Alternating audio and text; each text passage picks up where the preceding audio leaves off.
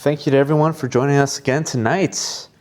I'll be your host, Mitchell, and tonight I'm joined by Paul and Matt, where we'll be talking about the second half of Matthew chapter 25.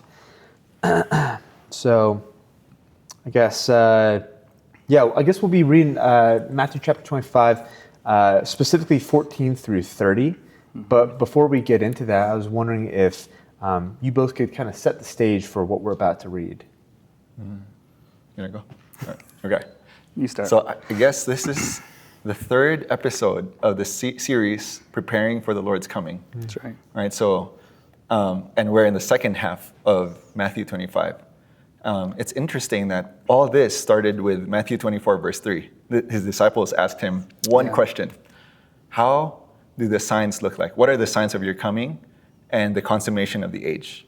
And then the Lord just poured out chapter 24, chapter 25, and you kind of get a glimpse that this is kind of in his heart. You know, he didn't just like share one chapter or two verses, but chapter 24, and then gave two parables to show us how to prepare for those coming. You know, and so now we touch this parable of the slaves tonight. And, you know, just to connect it to the previous parable, you know, we focused last week on the buying oil and having oil, not just in your lamps, which we saw the brothers speaking. It's man has the body, soul, and spirit. When we get saved, we have spirit in our spirit. Mm-hmm. But when you buy oil, you get spirit in your soul and, spreading. So you get the infilling of the spirit. So that focused on who you are and what you're filled with. But I like that the Lord did not stop there, right? Mm-hmm. There's a second parable. Mm-hmm. And this parable balances what that parable kind of emphasized. Mm-hmm. This is focusing on the matter of service. And when we're skewed to just one of these, life or getting filled or service, we're kind of like off balance. So we need these two things. These are just two sides of the same coin. Mm-hmm. Mm-hmm. Yeah, following what Matt said, I think it's helpful to realize in the first part of Matthew 25, the parable is about 10 virgins, which implies, like Matt said, our life relationship with the Lord. They're looking for their bridegroom. So in that context, we are his loving seekers. We are his virgins who are loving him in this way, which is very sweet and full of, I don't know, your impression, my impression is full of kind of affection and love towards the Lord. Then he switches his parable to no longer virgins, but now we're talking about slaves, which is quite possibly the opposite of what we talked about earlier in the chapter, right? So in this context, the Lord presents himself in a very particular way, which we will see, but it has to do with what we do for the Lord. So the first parable is who we are and how much oil we have. The second parable is what we do. Which really, if you kind of trace this back, the Apostle Paul, when he got saved, he had two questions for the Lord, which kind of correspond to these two parables. That's true. His first question was, who are you, Lord? That really corresponds to the matter of being virgins and seeking the Lord in that way. His second question is, what shall I do? That question really corresponds to the parable of the slaves. Yeah. Interesting. And so maybe I'll just share a little bit more for a little more context. This parable basically, we'll read the verses, so I'll just give a little intro here. This parable really, it's a parable in that it's a kind of illustrative story, but it shows us that the Lord, he wants something from us to accomplish his purpose. It's very much related to his expectation as a master of his slaves.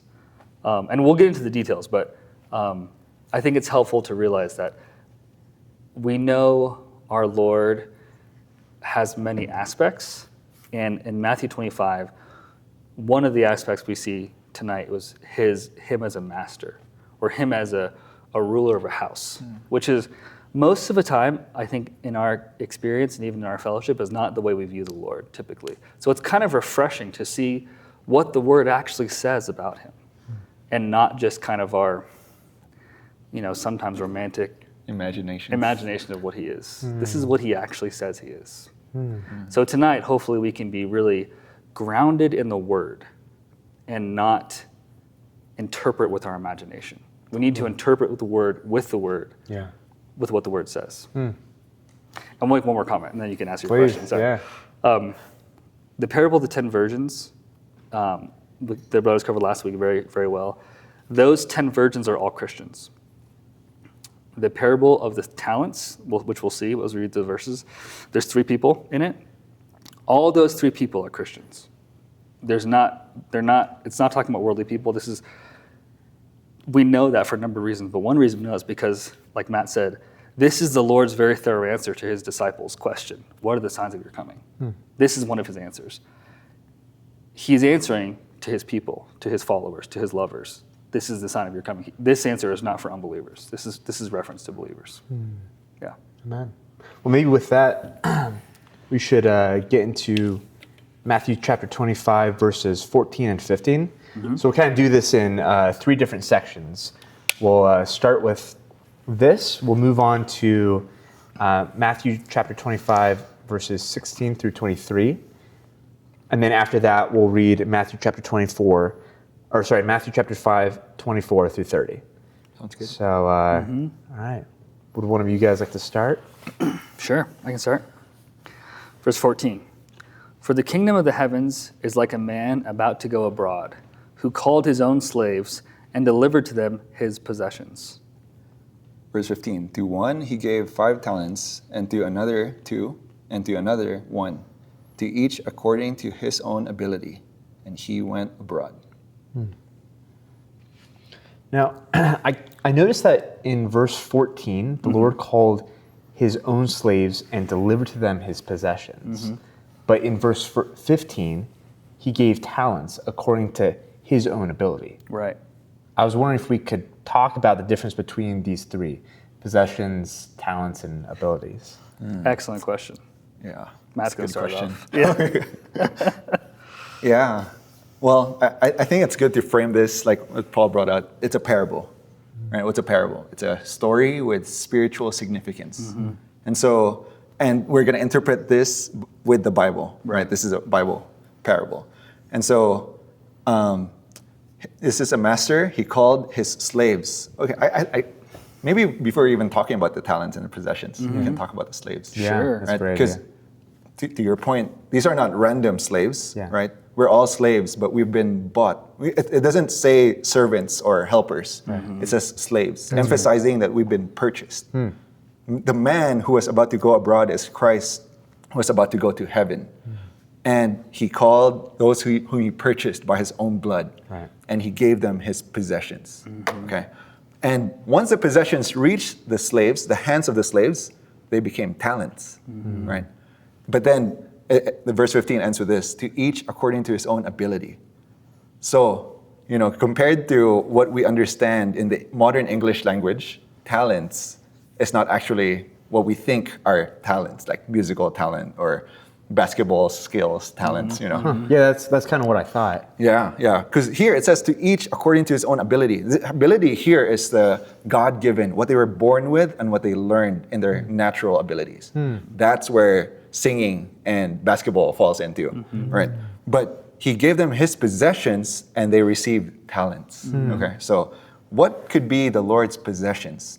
Now we can use the rest of the Bible to interpret this matter. That's right. Yeah. I think just following that, it's helpful to realize a little bit more context. I think I like the slave thing a lot. It's helpful to realize this with the slaves in the New Testament context, and I would say New Testament, maybe even the whole Bible. The slaves, we think of slaves in a kind of I would say a modern context where the slaves just do whatever the master tells them to do, like go do this, go do that.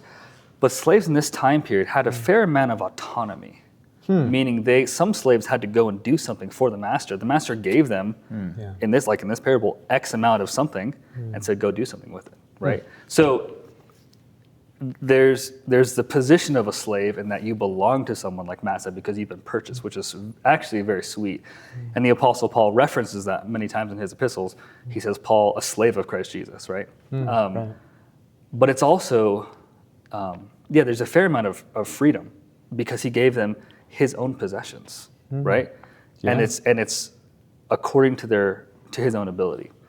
So I know you want me to jump a little bit more on that, or I think Matt did a great job. So I don't know if I'm going to add too much, but I will make one comment is that the key to understanding this parable is the phrase "his possessions," and it's the context of him being the head of the house or the master of the house, right? And the slaves. So if you're again with the context, if you're in the house of the master, his possessions is what he gave to you, right? So we have to ask the question: what are his possessions? What are the Lord's possessions? Right. One thing you could say, I mean, if I asked my 5-year-old son, he would say the whole world, which is right. There's a song we sing that my son likes is, he's got the whole world in his hand. Oh yeah. That children's song, right? Yeah. He loves that song. So Benji asked me today, sorry, this is totally a tangent, but he asked me, he said, Daddy, what does it mean he can hold the world? Yeah. And I was like, oh no, how do I answer this question? And then Katie jumped in and she said, there's a verse that says, the world or the universe is upheld. There's an upholding power that the Lord has. So really, the Lord does hold the universe in his hands. Anyways, that's not what this is talking about, but his possessions, sorry, getting back to the actual question, his possessions are related to, for sure, his people, right? So the believers are for sure his possessions, right? Another one of his possessions, following what Matt said, is the church, right? Even it says in Acts, he purchased her, right? With his blood. So in Ephesians, sorry, I'm getting things mixed up. In Ephesians, he purchased the church, right? Yeah. And then also, those are two. So, the believers, the church, his possessions are also the truth, right? Yeah. The truth is his possession. Yeah, that's true. How would you phrase that, Matt? It's who he is. Yeah. I'm the way, the reality, The truth. right? Which is truth. I'm the way, the truth, and the life, right? Yeah. As well as the gospel. So those 4 things kind of summarize all the possessions. And maybe I don't know if we could add one more, Matt. We didn't talk about this earlier, but I'm just going to throw it in there if that's okay. One of his possessions is also his life. Yeah. Which is related to the believers because his life is in the believers, right? Yeah. And so you could say his possessions are the church, the believers, the gospel, the truth, and his life. Which his life kind of animates all of those other 4. Yeah. Yeah. Yeah, as you were sharing, it's like very obvious in the Bible, right? Like, I will build my church. Yeah. The Lord said, my church. It's his church. That's right. Right? And he says, the inheritance which is in the saints. The believers are his inheritance. It's his possession. Right. Yeah. And he says the gospel of God.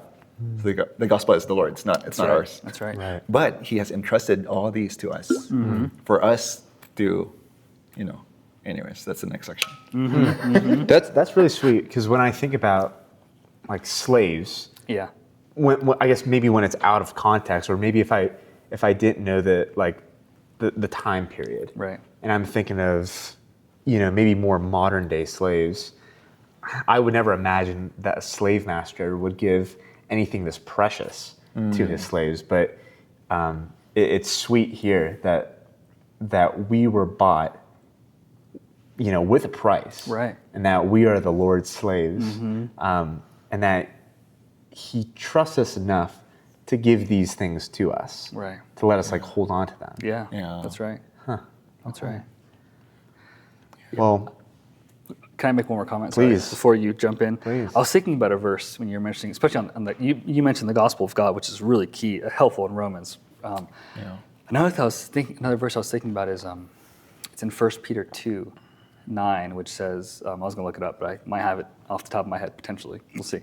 But you are a chosen race, a royal priesthood, a holy nation, a people acquired for a possession. So there's purchase right there. You were acquired for a possession. And then it says why you were, because when you acquire something, there's a reason why you buy something. Yeah, right? totally. Recently we went on a camping trip, and I bought a bunch of stuff for the camping trip. I acquired a lot of things, much to my wife's frustration.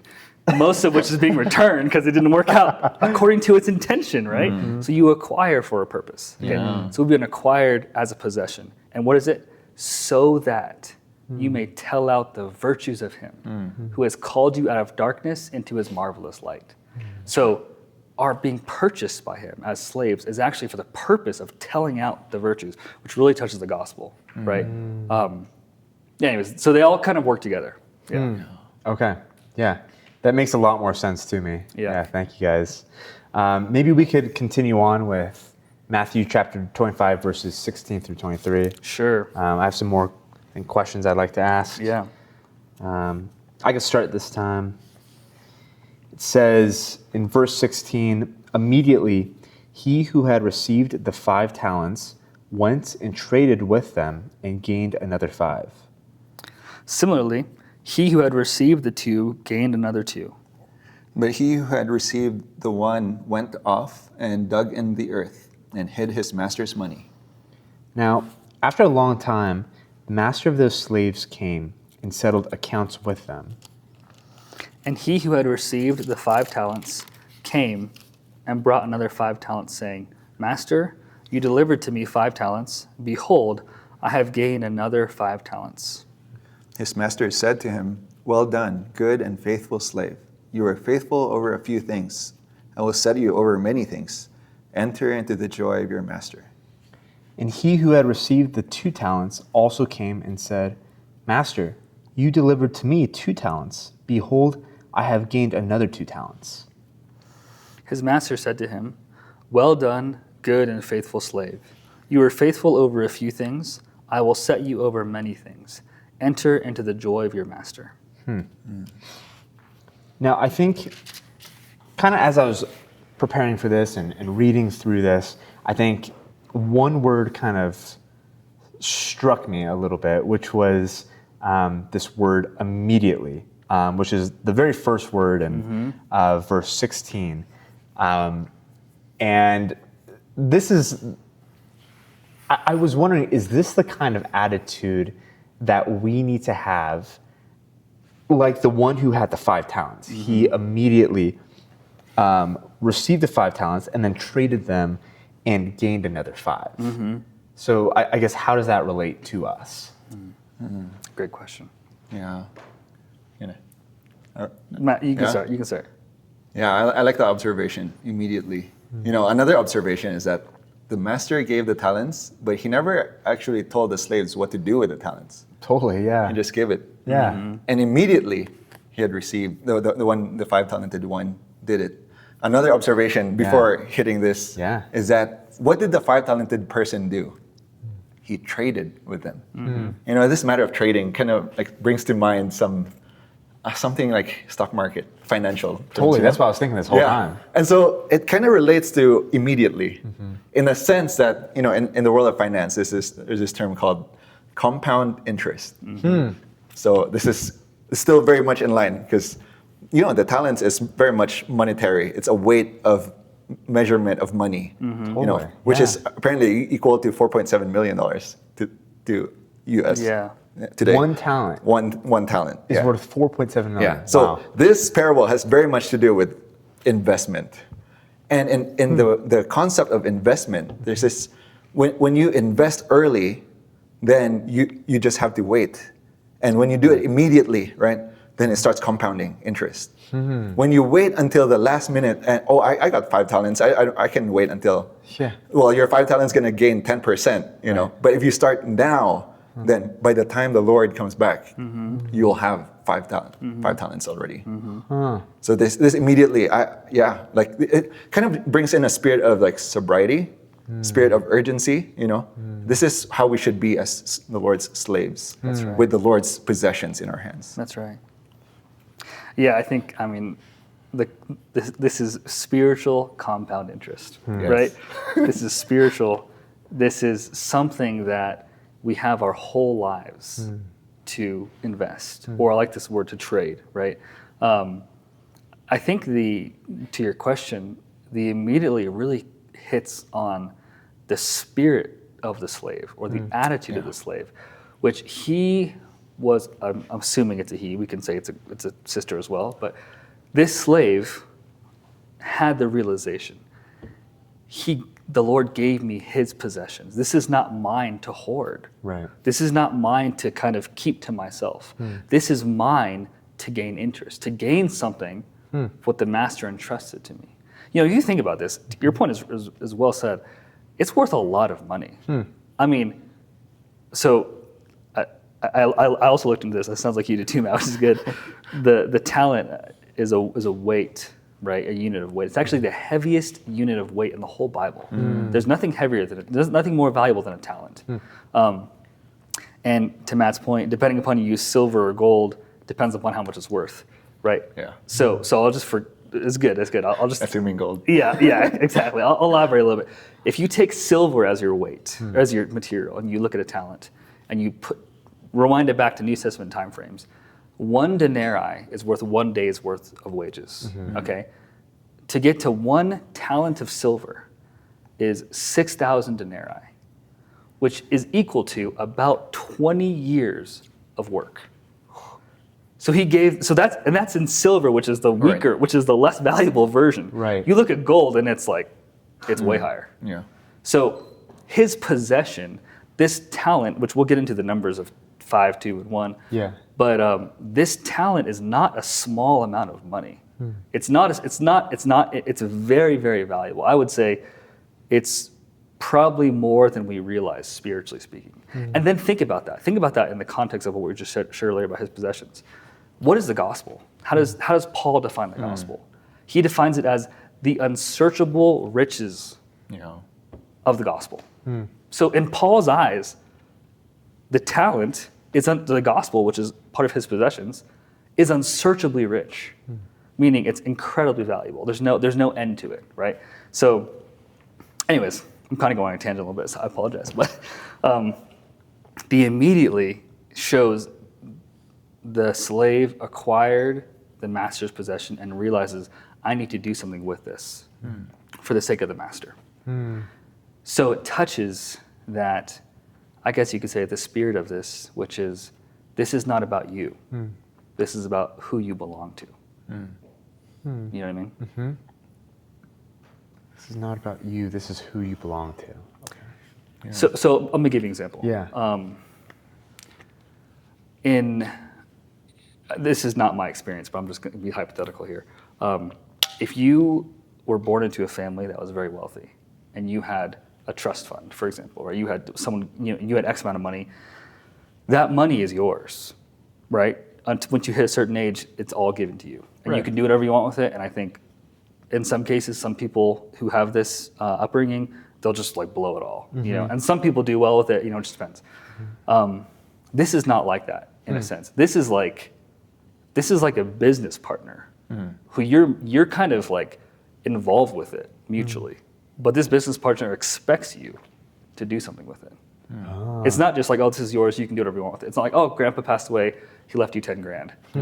It's no, you're a slave in this house, and the master expects you to make profit for him. Yeah. Oh, okay. You know what I mean? Yeah. Yeah, I guess, so I guess kind of going back to the 10 virgins, right? And then versus the master or these talents. I guess the virgins kind of, it reminds me of something sweet, right? And then, because they're entering into the marriage feast. Right. But then with this one, there's almost an expectation from the master. Yeah. I don't know, am I onto something or Yeah. 100%. Oh. Go ahead. I'll start. Matt will finish it. But this, bro, why do you think there's something different? And the verses we read up till 23, what does he give them? The 5 talented and the 2 talented, they doubled their talents. And what does he say to them? He says, "Well done, good and faithful slave," right? Implying there is a reward for those who do business for him, right? It's not just you did as you ought to have done, although they did, but there's something there, and then it says, enter into the joy of your master. So there is a joy. Yeah. It's still there, actually, but it's a little bit different. I was reminded of this verse in 19, we just read it, right? Yeah. Now, after a long time, the master of those slaves came and settled accounts. Again, these words, settled accounts, kind of reminds me of like, if you go to CSU, you're a student in a university, you pass through 2 weeks of school, and then it's time to pay tuition. Right. You got to settle the accounts, right? Right. So that you receive a good or a service, and then now you get a return or pay for it.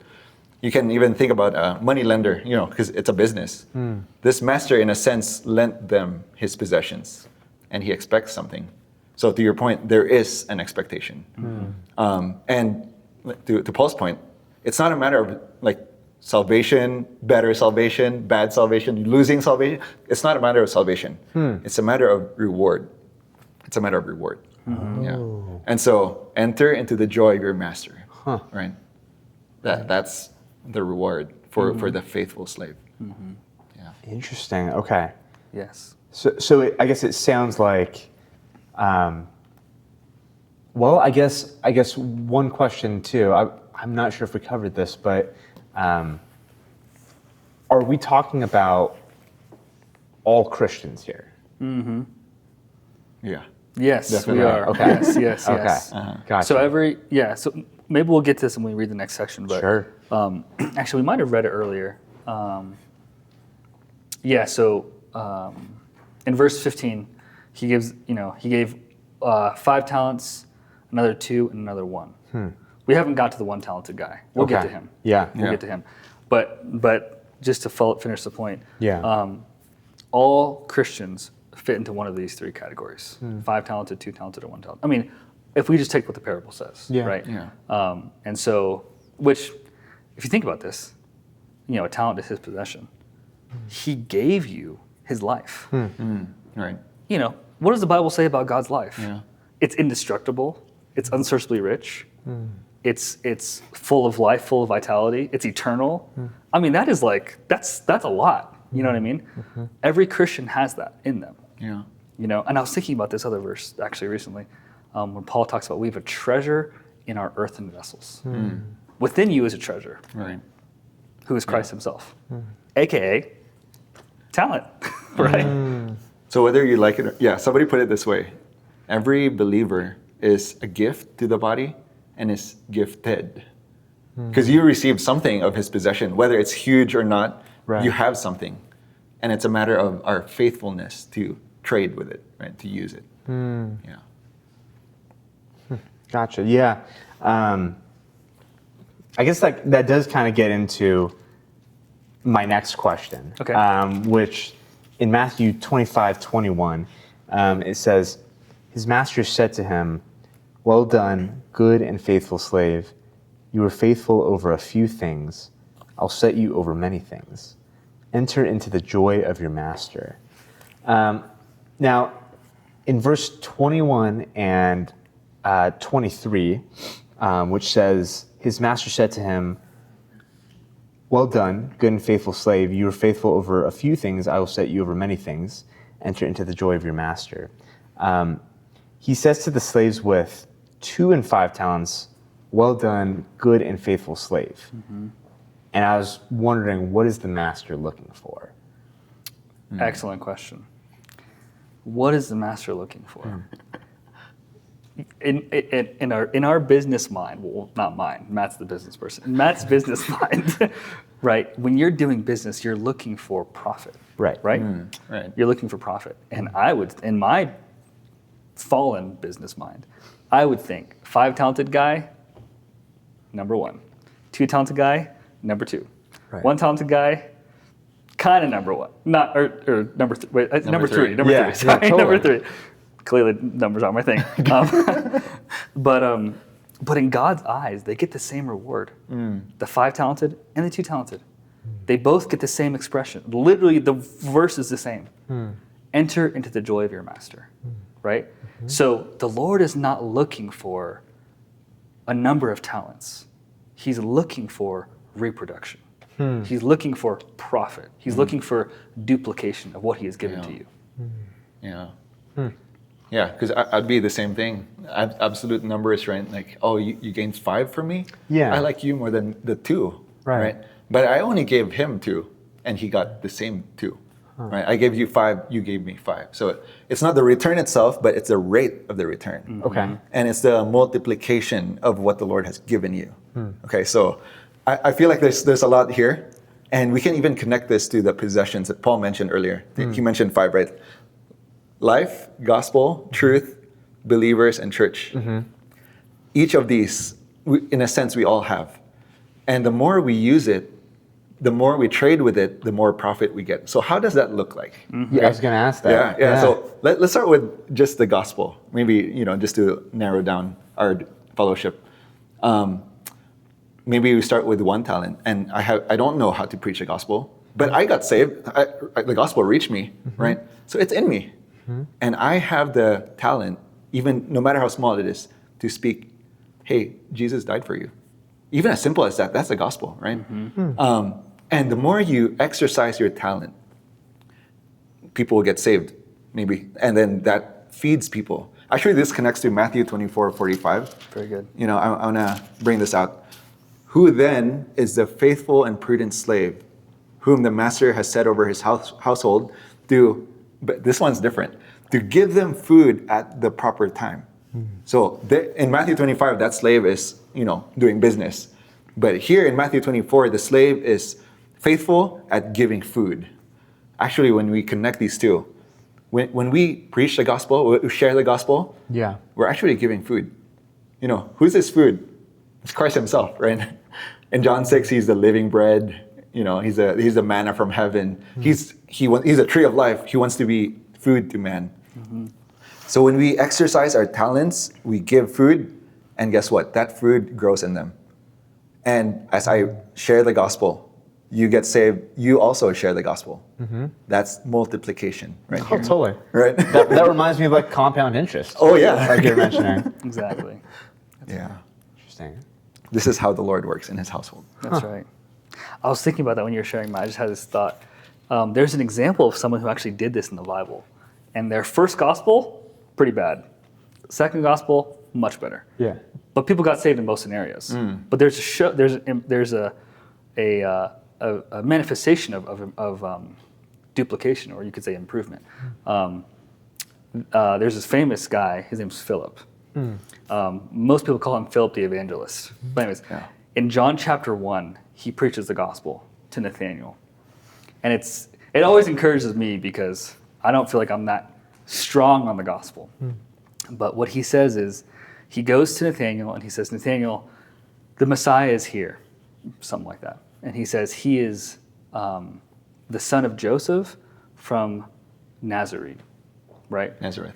He's a Nazareth, son of Joseph. Okay, that's what he says. Okay, that's actually wrong. That's not who he is. He's not the son of Joseph. He's the son of God. So he got the fact number 1 wrong. He's also not from Nazareth. He's from Bethlehem. So the 2 facts he used to present the gospel were both incorrect. And you know what Nathanael said? He kind of made fun of him. He was like, what good can come from Nazareth? He was like, really? And then Philip's like, come and see. He's like, I don't know what to say. Just come and see, right? That's the gospel. That's the gospel. Come and see. So he tried to speak the gospel. He kind of failed. Right. Nathanael came. He met the Lord, and he got saved. Right? Wow. Yeah. Okay, fast forward to Acts chapter 8. Philip again is speaking the gospel. He meets this Ethiopian eunuch, and he's reading the Bible, and he says, what are you reading? And he said, do you understand what you're reading? He says, how can I unless someone explains it to me? Right. Philip jumps in the chariot, starts sharing with him. And somehow he gets to baptism. He said, the Ethiopian eunuch says, look, water. What prevents me from being baptized? Right. Boom, Philip baptizes him. He gets saved and gets baptized. Wow. And then Philip is carried away in spirits, goes somewhere else, right? Yeah. But Philip for sure traded his talent on the gospel. And there was certainly reproduction, for sure. That's one example of the gospel. Yeah. Wow. And then you mentioned other examples of, Yeah. I was wondering if you could expound a little bit more on those. Yeah. So, for example, believer, taking care of a believer. Yeah, Right. Good. I guess I always had a question. How do you care for a believer? People ask me, how do you care for a believer? Yeah. We're called, and the Bible calls this shepherding, right? How do you shepherd someone? My response is always, just do it. And then, that it's something you learn by doing. I mean, all these talents, you just have to trade, and you might fumble, you might even get all things wrong, but then the Lord still has a way to multiply. So the call here is really not to be successful. The call here is faithfulness. Yes. Right. So even if when the Lord comes back, He's not going to ask, how many did you offend? How many, or on the positive side, how many did you get saved? Or how many did you bring to the Lord? No, it's how faithful were you? Did you do it every day? Did you do it until I came back? So the question is faithfulness, and this matter of taking care of someone. In my experience, it's always hit or miss. But the more you practice it, the more you exercise your talent, then you know what Christ to minister to someone, and they get helped, and that person gets so helped that he grows and he starts taking care of other people. That's multiplication again, right? And even it's not even just shepherding. They start preaching the gospel. They start trading other possessions of the Lord, right? And so, this is really how God works in His household. And the way I take care, again, bringing this Matthew 24:45, while I exercise my talent, it's actually me giving food to them, giving Christ to them. And as I give Christ, my talent gets multiplied. So that's how our talents get multiplied. Yeah. And the real multiplication, it's not what I do. Right. It's to reproduce what I do. So if I'm a, let's say, shepherd, I take care of someone so much, exercise my shepherding so much, that this person I'm taking care of starts shepherding. I've reproduced myself. That's multiplication. And I guess, what if that person doesn't start shepherding someone else? Well, that's as to that person. That's the slave, and he answers to the master. That's their as far as you're concerned, you were faithful. You're doing your thing. Yeah. Okay, I gotcha. I guess. Yeah, 100%.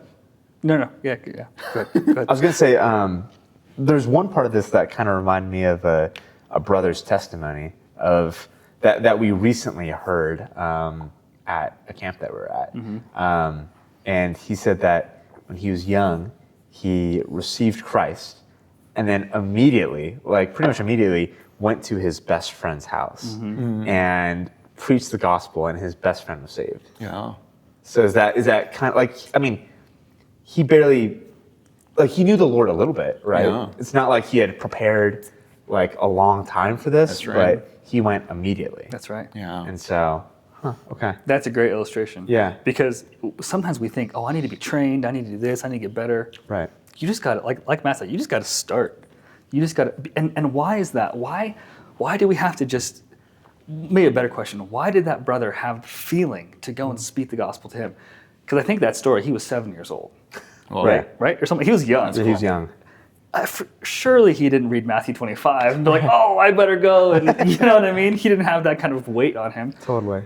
It's because the Lord's life is in him. The Lord's life within wants to reproduce itself in someone else. That is the nature of God's life. God's life is a spreading life, right? Yeah. That's the characteristic. So inwardly, he just responded to the Lord within him, and he cooperated, and there was profit. Actually, to me, it's a very inspiring pattern, because I think our tendency is to not cooperate. Our tendency is to kind of push down the Lord's moving within us, to be slothful. The Lord's, you're sitting somewhere, right? Chase is here. I'm going to give Chase an example. Yeah. You're sitting here at a bus, and someone wants to talk to you about the Lord. Yeah. And if that person squished down that feeling to talk to you, then you might not be here. Right? Yeah, totally. Right. I mean, think about your own testimony. Oh, for sure. Yeah. If your brother, I know Mitchell's story because he told me a number of times, if your brother had never spoken the gospel to you when you were 3 years old, or whatever, Wow. it's because the Lord within him touched him to speak to you. And he was filled with that life, so he just spoke. Maybe, like you said, he probably did better than Philip did, but he shared something. At least he got the facts right, probably, right? But there's something there of the Lord's life that desires to get out. When the Lord's life overflows, that's called the gospel.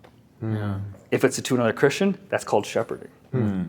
If it's to If it's to serve, even in a practical way in the church, that's serving. That's taking care of the church, right? That all these categories, the believers, the church, the truth, the gospel, it's all a result of God's life. That's what it is. It's His life overflowing, and it's a beautiful thing. Yeah. Man. It reminds me of a verse in Luke 12, I think 26, when he was about to go to the cross and he was excited, like, oh, may the fire be cast, and how I wish it were already kindled. Right. Right. And the, some exposition says that's the divine impulse of that life that the Lord has. In my experience, I go to the bus stop, I also get that, tug. Hey, how about talk to this guy? Totally. Tell him about me. Yeah. And then, sadly, I don't cooperate. But there are times when I do in the traffic light, and then I just give him a gospel tract or something. Yeah. And so, and then the spirit within is happy, and you feel like, okay, a little compound interest there. Sure. And so there's the verse there: "Do not quench the spirit." Yes. Right, 1 Thessalonians 5:19. Yeah. And there's another verse in Ephesians 4:30, I think 32. Do not grieve the Holy Spirit. It shows that the life within you is a person, and the Spirit wants to be faithful to do it. But there's our side to obey and to not grieve and to not quench, but to obey. Yeah. That's right. That's right. Otherwise, this is a segue to digging, hiding our master's money, right? That's what the one talented person did. That's right. He hid his master's money. That's right. Sorry, before we jump to that, is it okay if I mention one more portion about this? I was thinking about this verse today, and this is, so I've been thinking about this, the talents, and who can we kind of understand the talents? How can we understand who they are? And the 5 talents is 2 talents is 1 talent. Right.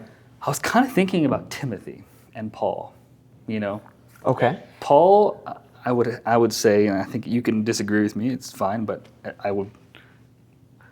people would love to hear how you would disagree with me. But anyways, I think Paul was 5 talented. Yeah. I mean, right? Totally. I mean, I think we can all agree. I was just thinking about that today. Yeah, he wrote like 14 books in the New Testament. Right. He did a lot. Without the Apostle Paul, we wouldn't have most of what we have, right? So his service, his work for the Lord was very, very complete and thorough. But to Matt's point, he didn't just serve the Lord in a self-serving way or in a way where he would go and do something and then, let me phrase it like this. You can serve in 2 ways. You can serve God in 2 ways. One way is to be the spiritual superhero. You come to the rescue and you do everything. You solve the problem. Someone might have a problem, might have a concern or an issue. You come and you solve their problem. Okay? That's one way to serve. Another way to serve is to serve in the body of Christ, or to serve with others and bring others, like Matt said, into the function. Bring others to serve with you. So that's what the Apostle Paul did. Actually, in fact, what is one of the hallmark points of Paul's service or Paul's ministry was that he reproduced himself in other people. Paul, like the rest of us, could not be in multiple places at once. So he had to send people to go to shepherd these different people, different churches, different believers, right? Who was the person who probably was Paul's reproduction? Timothy. Totally, right? Yeah. Timothy was who Paul poured himself into, so much so that he trusted Timothy to go to another church and to correct the people who were speaking incorrectly. And Timothy was probably like 20 years old. He was a kid. Yeah. You know what I mean? Yeah. But Paul entrusted him. Why? Because he had poured himself into him.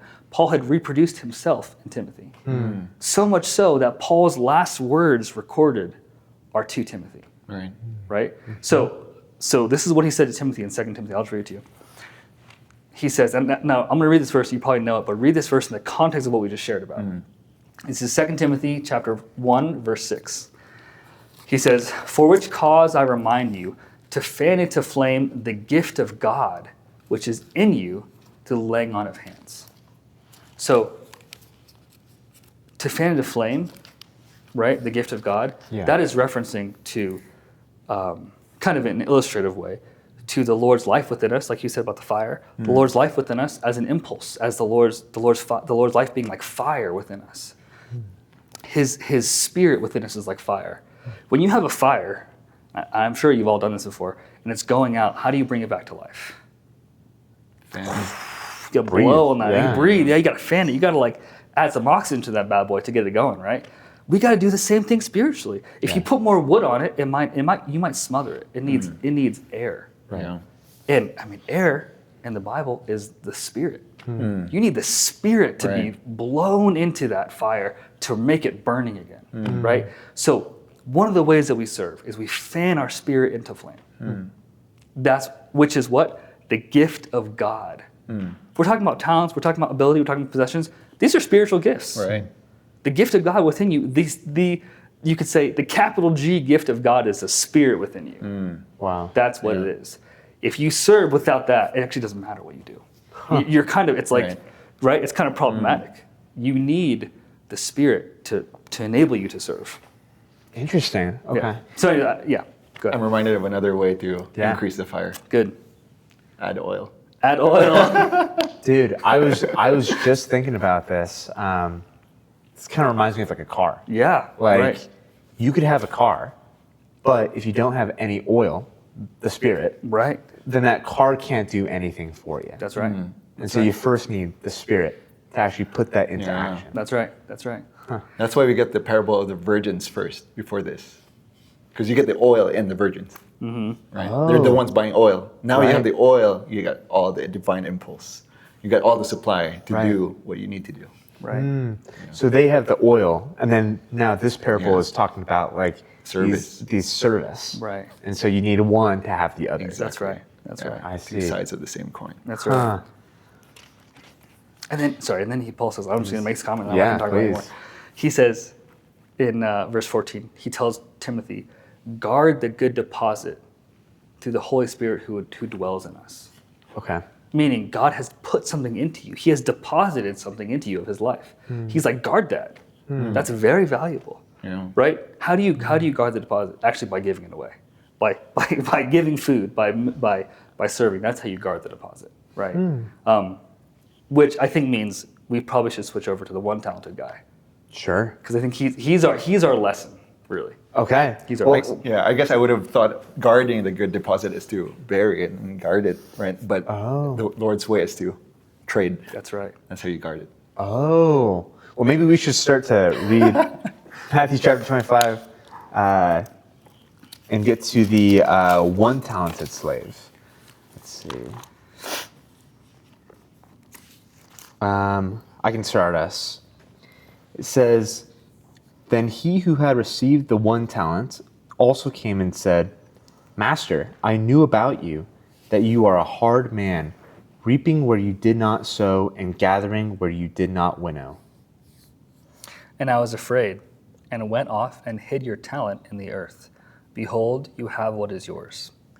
And his master answered and said to him, Evil and slothful slave, you knew that I reap where I did not sow, and gather where I did not winnow.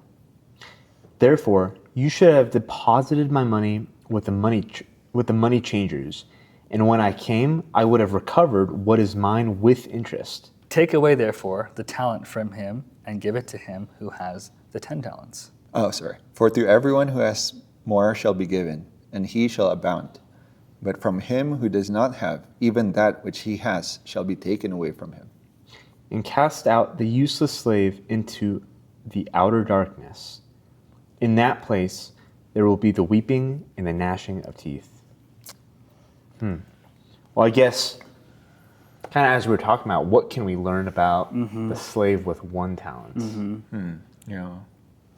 I think what we can learn first is if we consider the Apostle Paul someone who has 5 talents, I think it's we probably don't have 5 talents. You know, maybe you do. I don't know. Maybe Mitchell does. I don't know. But Mitchell does. maybe we might have 2 talents. Maybe. Yeah. But we for sure all have 1 talent. So it doesn't really matter how many you have. Actually, it matters what you do with it. So the parable of this 1 talented slave is enlightening for 2 reasons. One, because we're all him. at least. We're all at least 1 talent, at least. But what he did with it caused the Lord to call him evil and slothful, or evil and lazy, right? So the first thing that kind of comes to my mind is, what did he do, right? What did he do? It says, it's so interesting. He said, the master came to me and said, Master, I knew about you, that you are a hard man, reaping where you did not sow, gathering where you did not winnow. Winnow is also to scatter. So he gathered where he did not scatter, right? Scatter seed. He said, and I was afraid. That is a key realization. This one talented slave was afraid because he thought the Lord was a hard man who gathered where he did not sow, right? So I guess I have a question. I'm not trying to take over your job, Mitchell, but I'll ask a question. Is the Lord a hard man? It's interesting. Yeah. He says you're a hard man. Right. And the Lord doesn't say no. Right. Right? So in this sense, he is a hard man. Right. But yeah, again, with the previous parable, he's a bridegroom, very lovely, very sweet. But here, he's a hard man. Right. And it's still the same coin. Right. Yeah. A hard man. But we got to be careful not to, again, with our imaginations and our natural concepts, he's only a hard man in the sense that he expects to reap. Or he expects return, right? He's going to come back and settle accounts. Right. Nothing more. He's not like ruthless and, beyond that, what the Bible says. Yeah. But he does expect our cooperation and our faithfulness. Right. Yeah. Which is why, I was thinking about this, when it says in the beginning of this portion that we read, when it talks about he gave talents according to their own ability. Okay, if you are a 1 talented person, he's not going to expect a 5 talent return from you, right? If your capacity is not a 5 talent capacity, he's not going to expect that return. I was kind of thinking about this.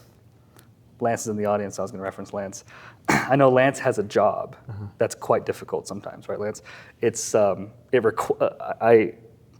He has to deal with animals in a certain way that's quite challenging. And sometimes, right, Lance, there's a lot of demand to do a certain thing, but not much supply, or you could say not much instruction, right? Have you ever worked at a job like that where I know Lamar has, you're thrown into a job and they're just like, okay, do it. For sure. And you're like, what do I do? And then all of a sudden just things start falling apart and people start yelling at you.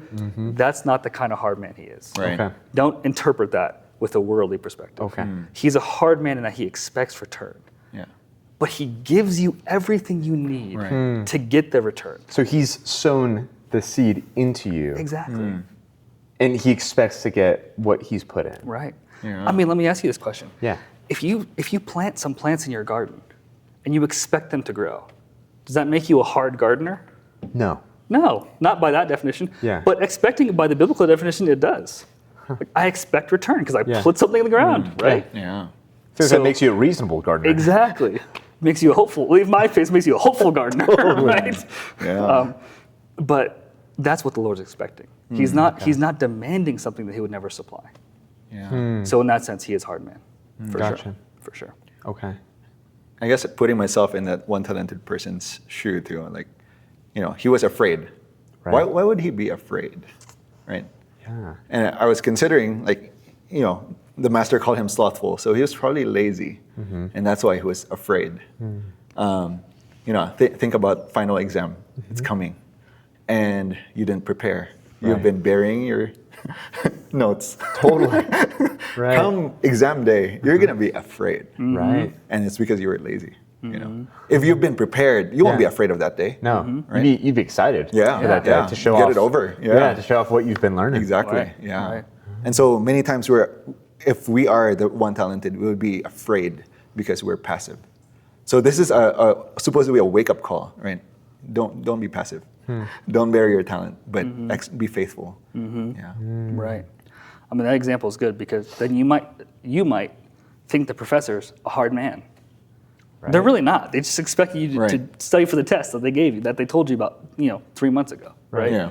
But you, because of your lack of preparation, because of your lack of faithfulness, it actually becomes a fearful thing to you, which it was never intended to be.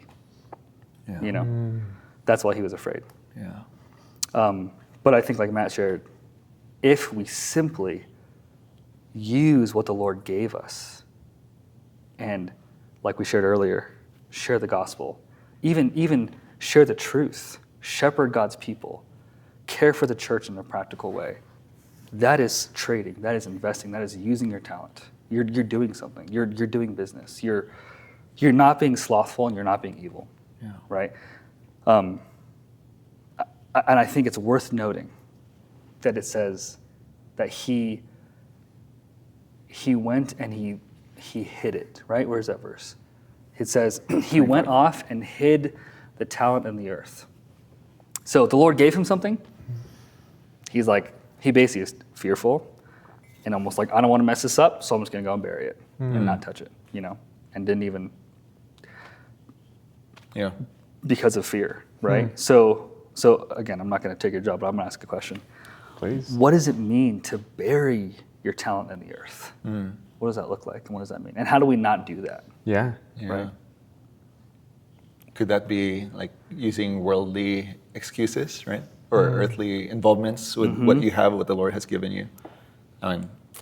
One thing that comes to mind is, again with my illustration of failure, sadly, when the Lord gives a tug in your heart, like, hey, talk to this guy, I can make an excuse. Hey, Lord, I gotta study for my finals. Yeah. Just like that, you just buried your gospel talent. It's very practical. Yeah. But it can also be in a grander scheme where, or grander view where, the Lord has given you a good deposit. You've been going to Bible studies, Mitchell, right? All your college life. Yeah. You have the truth within you. For sure. What if after your college life, you just, you got busy with your career, Yeah. going to PA school, Right. and now, Lord, I'm just here to make money. Sure. And all the truth that's in you is now buried on the earth. Yeah. So now it's involved, because of your involvement with the world, Yeah. it has been hidden. Yeah, I was kind of thinking about that actually in the car today, like there have been many seeds that have been sown into me, I think, over these past years throughout college, and even now out of college. But what would that look like if I just kind of buried that seed and went into the workforce and just tried to save face, tried to look good to my coworkers, look good to my new friends or my bosses, Right. and never shared a lick of what everyone here has been like pouring into me. Yeah, and that's a scary thought for sure. Absolutely. Yeah. I have an example of someone in the Word who did this. Actually, it's helpful, I think, in our experience to see what the Word says. So, at the end of Paul's life, the Apostle Paul, if you want to read his last words, 2 Timothy chapter 4, that's his last written words. He is kind of giving somewhat of a testimony to Timothy, and he begins to talk about the people who are with him. Let me read to you what he says. There's a certain person, I want you to listen to this, named Demas, okay? Demas was with him in Colossae, I believe, right? He's mentioned there. He's also mentioned in another place. This is what he says about Demas. Demas also was a worker with Paul, meaning that he and Paul served together. I mean, no. Probably established churches together. Yeah, I mean, bro, think about this. I mean, if you could pick any time to live, right? I mean, people always say Jesus, which is a good answer. I'm not saying that's a wrong answer. But the Lord lives inside of me, so I want to see the Apostle Paul, bro. Right. I want to go on a ship ride with Paul and raise up a church with him. That's what I want to do, okay? That's what Demas got to do, okay? Yeah. Now listen to what how Demas ended. This is 2 Timothy 4:10. For Demas has abandoned me, having loved the present age. That is, to me, a strong condemnation of burying your talent. Demas was serving with Paul, and he abandoned him. And why? Because he loved the age. It's possible for the Lord to put so much into us through the believers around us, and then we go and we abandon them because we love the age. Yeah. Because we want something for ourselves. We want something for our own glory, for our own future, for our own anything. And that's a bearing of the talent. Yeah. In this case, Demas was probably not born a 5-talented, right? He was probably a 1-talented who was faithful, multiplied, became 5-talented, Right. and then still buried. So That's right. it's really not how we begin; it's how we end. Right? That's right. That's right. And this parable is really a call for faithfulness until the end, Right. Until the Lord comes back to settle accounts. Yeah. Right. Yeah. And that's pretty scary. Like, there's a consequence for that, right? Right. Yeah. I mean, it says it right here in verse 30. It says, well, maybe we'll start in verse 29. For to everyone who has, more shall be given, and he shall abound. But from him who does not have, even that which he has shall be taken away from him. Right. And cast out the useless slave into the outer darkness. In that place there will be the weeping and the gnashing of the teeth. But we're not talking about like they're completely out of salvation. Right. You know, they, like salvation it's absolute. Right. You know, once you've been saved, you've always been saved. That's right. But this is talking about something a little bit different. That's right. Right. That's right. Yeah. Which is probably a whole nother topic. Right. Yeah. That we would have to get into. Yeah. But yeah, that's a scary thought. You know, not getting into the wedding feast. Right. Yeah. Essentially. And I mean, I think we mentioned earlier, the 5-talented and the 2-talented, they get a reward. That means the person who got his talent taken from him, he gets a discipline, Right. right? Right. Which Scott mentioned this last week. If you have children whom you love all equally, right, Matt? Right. Right. We love all our children equally. If a child does something according to what you asked, for sure you should reward them. That's not an unreasonable thing to do. At the same time, if your child does something you don't ask them to do, which my children do more than the opposite, there has to be some kind of discipline. And it's not out of anger. It's not because you're upset with them, but it's because simply they need to learn. Right? It's for their own sake. Yeah. Right? So Hebrews says, those whom he loves, he disciplines. Right? So if he loves you, he'll discipline you. So this is a little pro tip prayer. Okay? You can ask the Lord, Lord, I don't want to be the useless slave who's cast out. I am open to your perfecting me now. Even Lord, tell me what I need to do if I'm not doing what I should be doing. I'm open to your speaking to me. Even you can say, Lord, I'm open to your discipline now. I don't want to wait and get it later. I don't want to find out after the fact. I want to be aware. Make me aware of what you're expecting of me. Yeah. It's very good to bring all this fellowship back to the Lord in prayer. Otherwise, you're going to leave this fellowship and be like, man, Paul and Matt are scaring me. You know what I mean? And that's not our intention, right? That's not our heart. Our heart actually is to open up what the Word actually says, and then for you to go to the Lord and deal with Him regarding His Word. Yeah. Wow. I was reminded of this verse in Revelation 22:12. This is regarding the Lord's coming back. Okay. He says, "Behold, I come quickly, and my reward is with me to render to each one his work as his work is."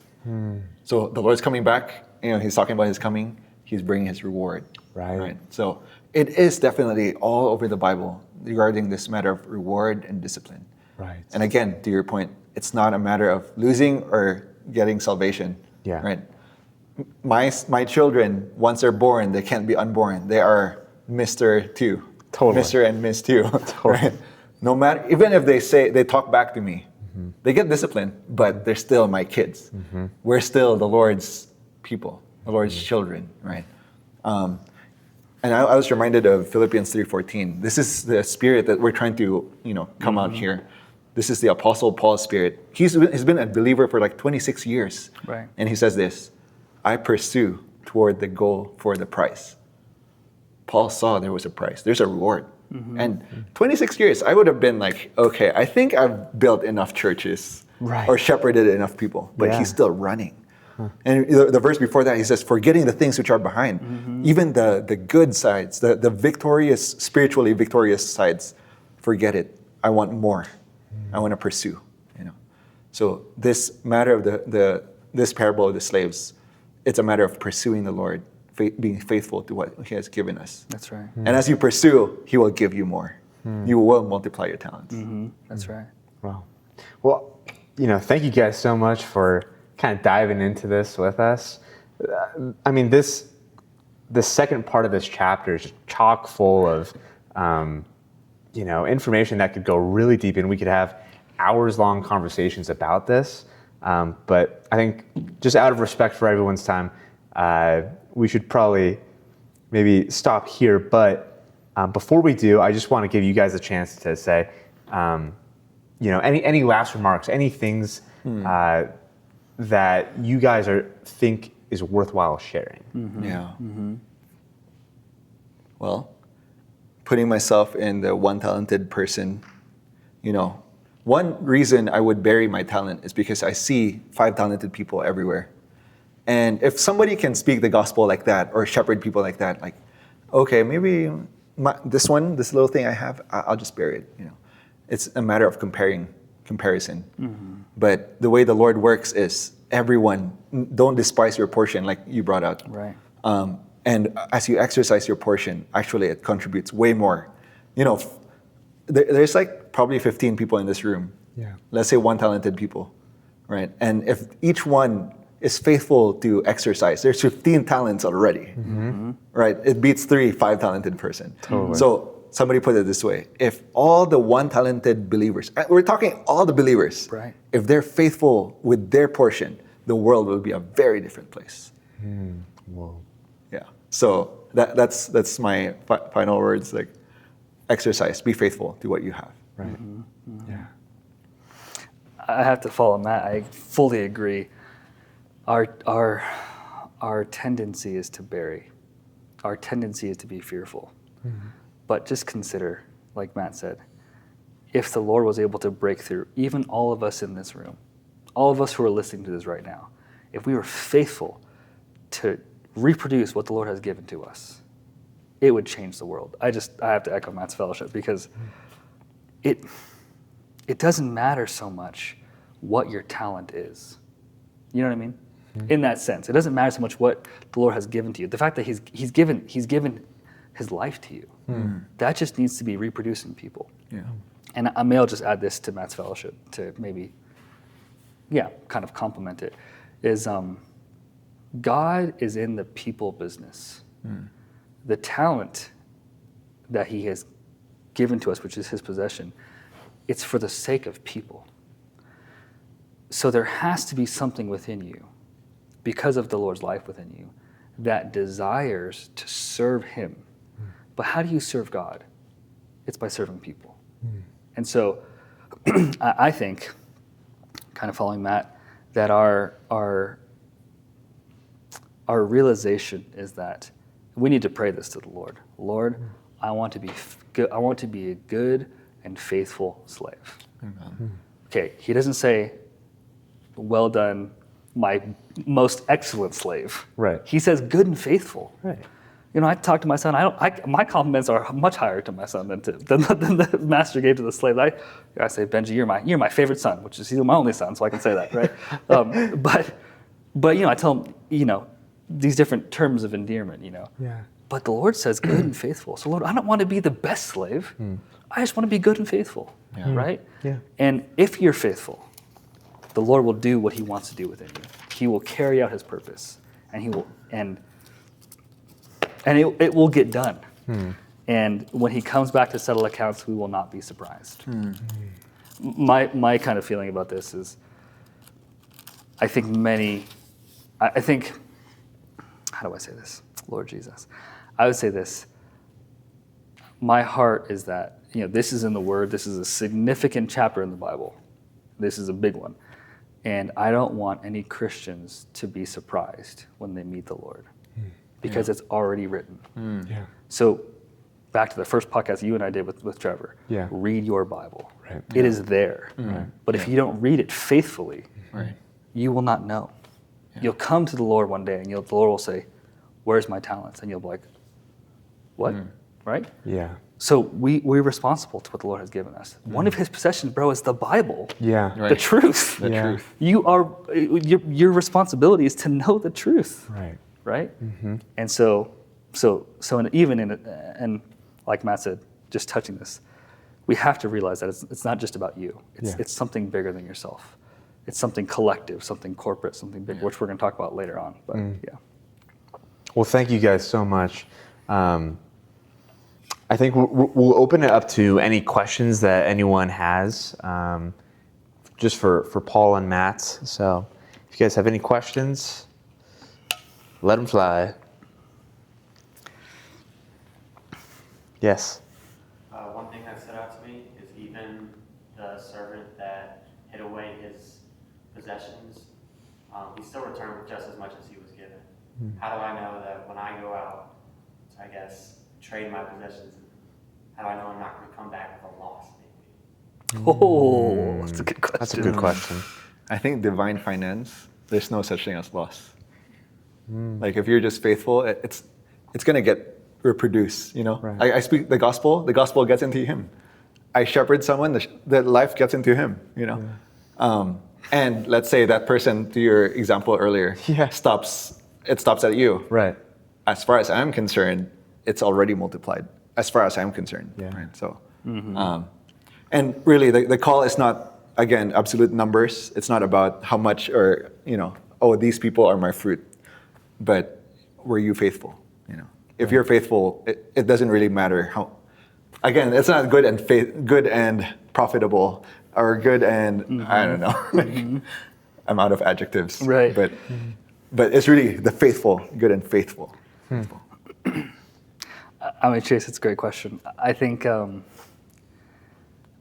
if we realize that the Lord needs us, whatever, you know, let's take the gospel, for example. If you're speaking the gospel to someone and you feel like your personal impression is that you made them turn further away from the Lord than before, that's just your impression. That might not be true, right? Let me tell you a story. Okay, this is not my experience, but this is someone else's experience. They were passing out a gospel tract, and the person that they were passing out, so this person was passing the gospel tract, they were offering it to a person. The person vehemently rejected them. You know, when you give someone a gospel tract, they can be nice. They can be like, oh no, thank you. This person was not nice. Okay, this person was like very strongly against receiving a gospel tract. Okay, fast forward, I don't know how long, period of time. I think it was shortly. Might have been, do you guys know what I'm talking about? Okay, hopefully I get the facts right then. This person was convicted by the way they reacted. The person who rejected the tract was convicted the way they reacted. And they went back and they basically found the person and they apologized. And they took the tract and they got saved. So you have no idea, bro. You have no idea what the Lord can do, what he is doing behind the scenes. I mean, just consider your own life. How many times have we all rejected the Lord, rejected the truth, rejected the shepherding, rejected everything, and we're still here, right? I mean, is that a credit to the person who shepherded you? Kind of, you know, to some extent, but it's a credit to the Lord himself. Yeah. He doesn't give up on us. And so I'm with Matt. I don't believe there's any such thing as waste in the divine economy. Yeah. You know, I don't think you can mess it up. Yeah. You know, because the Bible doesn't say that. Worst you can do is bury it and not use it. Yeah. Right. Yeah, I'm reminded of there was a time in some gathering, I won't say what, but the Lord was telling me to share my testimony, you know, and like, these people already know my testimony, and there's like 300 people. And Lord, should I share? Like, who am I to share to 300 people? But okay, I stood up anyway and totally fumbled. Like, I thought of ABC, you know what came out? DEF. And like, I sat down, I'm never gonna speak again. And after the meeting, this is like little girl who approached me like, thank you for sharing. I needed to hear that, you know. And like, wow, you know, it never falls on, you know, what's a word? Bro. It never comes to you void. That's right. Yeah. The Lord says his word will not return to him void or vain for what he sent it to do. Yeah. Right? So we don't know, bro. We don't know what the Lord's doing. But what we do know for sure is if we don't cooperate, it's not going to happen. That's guaranteed. Yeah. Right? Yeah. The results are left up to him, not up to us. There's actually another verse that when you guys were talking, I'm kind of reminded of this. This matter of just planting the seed, you Yeah. know, Right. and not knowing what's going to happen, whether they're going to, grow or not. But there's a verse that says, I think it's 1 Corinthians 3:6, and it says, "I planted, Apollos watered, but God caused the growth." That's right. Yeah. Yeah. So we're not the ones that cause the growth, but it's God. That's right. Really. That's right. We're just faithful in planting the seeds. That's right. Yeah.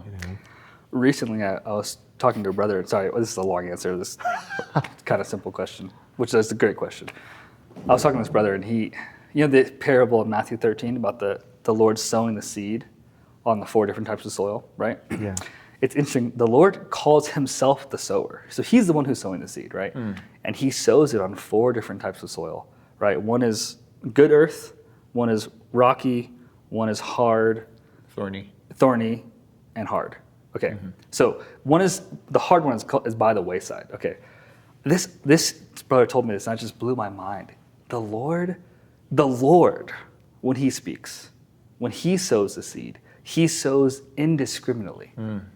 Okay, he knows. That's like this. That's like sowing a seed on concrete and being like, let's see it grow. No one does that. But he sows a seed. He's a sower. That sower lives inside of you, and that's what he wants to do. So you might see someone and be like, that's concrete, not sowing the seed. But that's not the Lord. The Lord sows the seed, Right, right. Yeah. He doesn't, we're the ones who judge and make these calls. That's not the Lord, Right. Yeah. Yeah. Anyways, Yeah. Thank you for that question. good question. Yeah. Yeah, Aaron. So you mentioning going out, sowing the seed and stuff. Is there stuff that could help us to sow that seed? There's the Bible, but is there anything else that could help us, plant that seed? I'll just kind of repeat the question for the online audience. Oh, I forgot about that. Aaron asked a question. Besides the Bible, is there anything else that can help us to sow the seed when we're out and about and we're trying to share the gospel? Somebody said, share the gospel at all times. Use words if necessary. Because the gospel is not just in the things you say or the Bible that you say, but the Bible that you live out. It's your living. And really your testimony, the life that has increased in you, that you're faithful to live out, even at PA school. Yeah. I mean, another answer to that is to not be stuck in the mentality that I have to do this all by myself. We're members of the body of Christ. We didn't even touch 1 Corinthians 12, Romans 12, huge chapters in relation to serving the Lord in the body. Yeah. But as members of the body, we serve together in the same way that a body operates and moves together as one. And so if, actually, I was going to share this at the end. I'll just share it now. It's good Aaron asked a question. If you feel like I'm not good at sharing the gospel, which I think we all have probably felt that at one point in time, your tendency might be, I'm going to let's say Mitchell's really good at it and I'm really bad at it.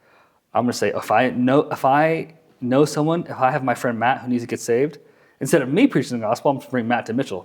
Mitchell, preach the gospel to Matt. I don't know what to say. You do it, That's not how God works. You know what God wants you to do? He wants you to go to Mitchell. Mitchell, I have a burden for Matt to be saved. Can you help me preach the gospel to him? Can we do it together? Can you teach me? That's Mitchell actually investing the talent of the gospel into me, reproducing it so then I can go and do it, right? At the end, in 2 Timothy, Paul makes this comment about what he has given to Timothy to teach others also, to reproduce what he has given to you in someone else. So if you want to Mitchell, it's Aaron's question, if you want to speak the gospel and you don't know how, go with someone who does, and you will learn. If you want to learn how to open the truth, study the Bible with someone who knows the truth, Right. So we're members of one another to kind of help support one another, to invest our talent. Yeah. Is there any other questions? All right. Well, thank you guys so much. Appreciate your time. Yeah. And we hope you guys come back next week, where we'll be continuing our talk on the Lord's return. So, all right. Is next week the last one? That'll be the last one. It's the last Yeah. one. At least for this series. Yeah. That's right. Hallelujah. All right.